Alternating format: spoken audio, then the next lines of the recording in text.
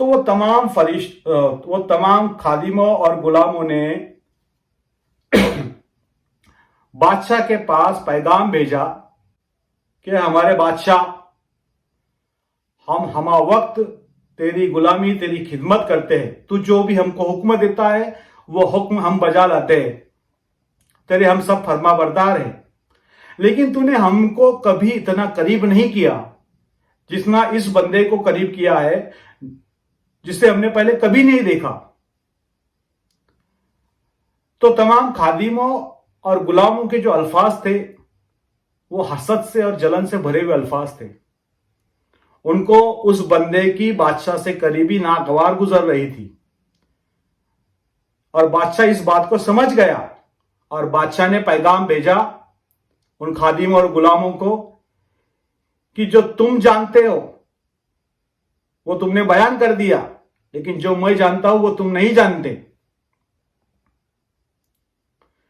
फिर एक वक्त आया कि फिर एक बार उन तमाम खादिमों और गुलामों को बादशाह ने फिर इकट्ठा किया, एक जगह जमा किया और उन सब के सामने उस अपने खास गुलाम, खास बंदे को खड़ा कर दिया। फिर एक बार बादशाह ने अपनी वो अजीज मखसूस अमानत पेश की और फिर फरमाया कि मेरी इस अमानत को कौन कबूल करेगा, इसका आमीन कौन बनना चाहेगा। तो उस बादशाह के मखसूस और खास गुलाम ने उस अमानत को कबूल किया और उस अमानत का आमीन बन गया। अब ऐसा क्यों हुआ? इसकी वजह यह बनी कि बादशाह ने उसको अपनी पहचान, अपनी हकीकत, अपनी मोहब्बत, अपनी शफकत, अपने कुर्ब से पाला और यही मोहब्बत के वजह से उस गुलाम ने, उस बंदे ने बादशाह की उस अमानत को कबूल कर लिया जिसे तमाम खादिम और गुलामों ने लेने से इनकार कर दिया था। बादशाह बड़ा खुश हुआ कि किसी ने उसकी अमानत कबूल कर ली। तो बादशाह ने इनाम के तौर पर उस गुलाम को, उस बंदे को जो उसका बेहद करीबी था, जिसने उस अमानत को कबूल किया था, उसको अपना नायब मुकर्रर कर दिया और तमाम खादिम और गुलामों को उसके नायब होने का गवाह बना दिया।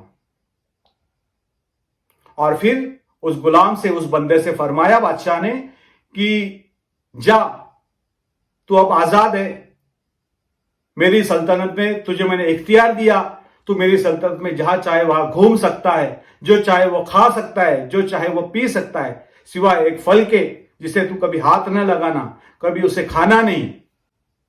लेकिन शैतान ने इस बंदे को भी नहीं छोड़ा, उसके दिल में वसवसात डाले और उसको बहकाया और उस शैतान के बहकावे में वो बंदा आ गया और उसने वो फल को खा लिया जिसको बादशाह ने खाने से मना कर दिया था। जब बादशाह को यह बात पता चली तो बादशाह गुस्से में आया, जलाल में आया और बादशाह ने अपनी सल्तनत से उस गुलाम को बेदखल कर दिया। लेकिन चूंकि बादशाह उस गुलाम से बड़ी मोहब्बत करता था, उस गुलाम के पास बादशाह की अजीम और खास अमानत थी,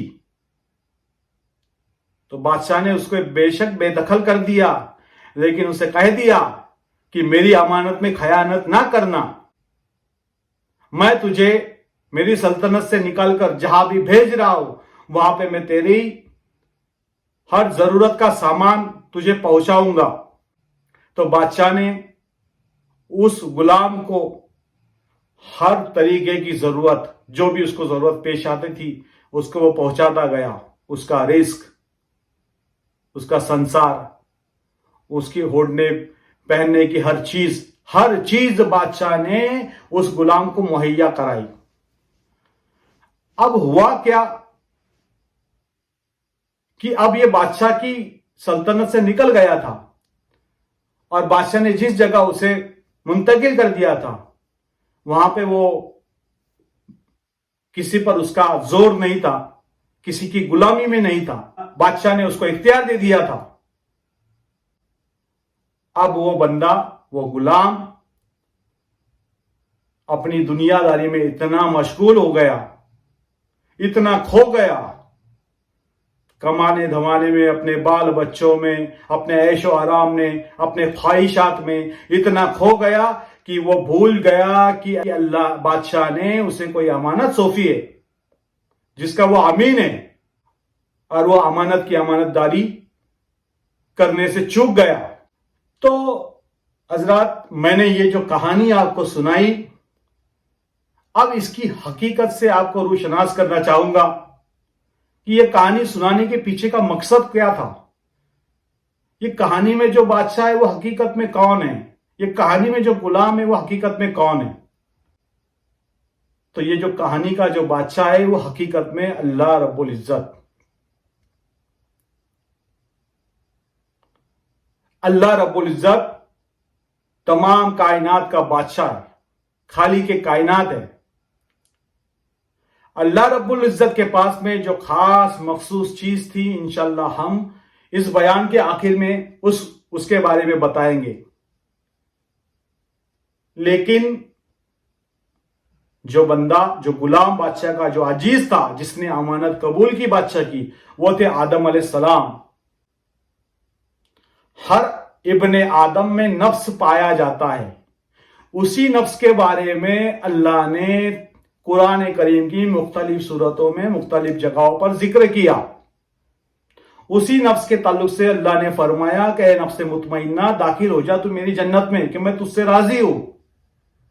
उसी नफ्स के बारे में अल्लाह रब्बुल इज्जत ने फरमाया कि मैं तुम्हारे नफ्सों में हूं, तुम क्यों नहीं देखते। इसी तरह एक हदीस का मफहूम है, रसूल अकरम सल्लल्लाहु अलैहि वसल्लम फरमाते हैं, कद अरफा नफ्सहु फकद अरफा रब्बहु। जिसने अपने नफ्स को जाना उसने अपने रब को पहचाना। तो पता यह चला कि नफ्स की मारिफत अल्लाह की मारिफत है, नफ्स की पहचान, नफ्स को जानना अल्लाह को जानना है। तो यह नफ्स वही शय है जिसके जिम्मा अल्लाह ने अपनी अमानत पेश की, और इसी नफ्स ने वो अमानत को कबूल किया।